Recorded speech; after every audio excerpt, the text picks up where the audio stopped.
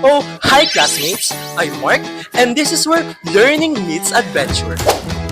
And I'm Mitch. This is your guide for fun study hacks.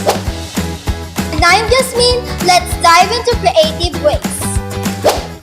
And I'm Babs. Let our passion explore challenges. And I am Yahia. Let's share incredible experiences. And this is Commitment Campus Chronicles, your ultimate guide to academic success.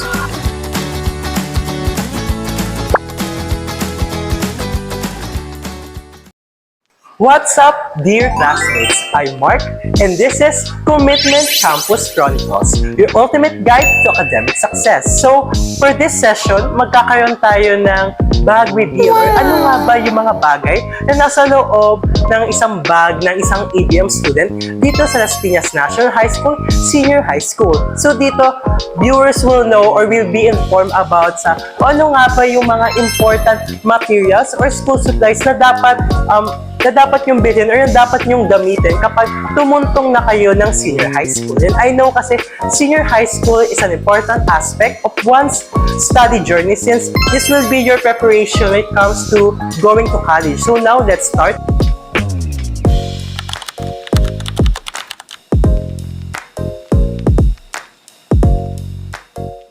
Hi, I'm Mitch, and this is what's in my bag.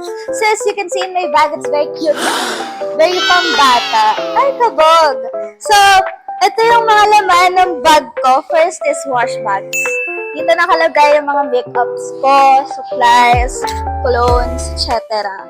Of course, notebooks. A must-have if you're a student. And if you're an ABM student, you'll really need this one, which is scientific calculator. Next one is my purse or wallet. Barya-barya lang laman yan.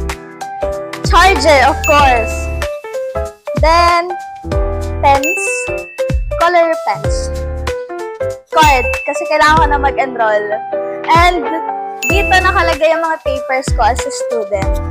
And, accounting papers pa rin. So, yun lang sa big zipper. Punta tayo sa small zippers. Dito nakalagay, ito yung pencil case ko. Dito nakalagay yung mga main ball pens. Another cologne, because I like colognes. Paste. Kahit hindi siya nadikit, may sense pa rin siya. And baby oil for my hair. And another cologne. So that's all. So my top 3 favorite things in my bag would be my wash bags. And the next one would be my charger. I can't live without my charger. And lastly, card pa rin kasi kailangan na talaga mag-enroll. So that's it. Thank you. So hi, I'm Jasmine. And what's in my bag nga ba? So, open na natin. So first, notebooks. Siyempre. Salamin. At organizer ng mga yung mga 1/4 yung maliliit na papel, ganyan. And mga pens, yan. Mga color kasi mahilig ako dyan. At ito is yung lalagyan ng makeups ko. And calculator. At cologne. And organizer din na malaki na lalagyan para hindi siya magusok. At folder ng pusa. So, yun lang siya sa malaki. Punta na tayo sa maliit, guys. So, meron tayong charger, wallet, AirPods, at ang huli, wipes.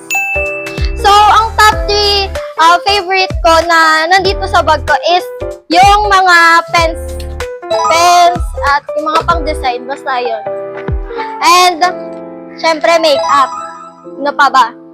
And last, eto, kasi ang cute niya lang, di ba? Bili na kayo. So, ayun lang, and thank you. So, now we're back, dear classmates. Ngayon ay nakita mo na nga kung ano ba ang mga nasa loob ng bag ng isang ABM student.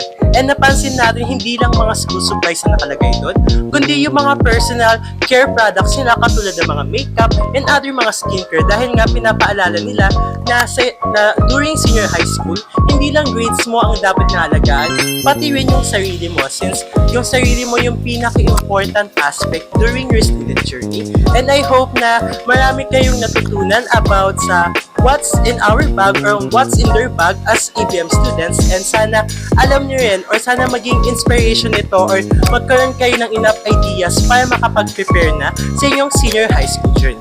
And again, I'm Mark Eric Arantosa, and this is Commitment Campus Chronicles, your ultimate guide to academic success. Thank you!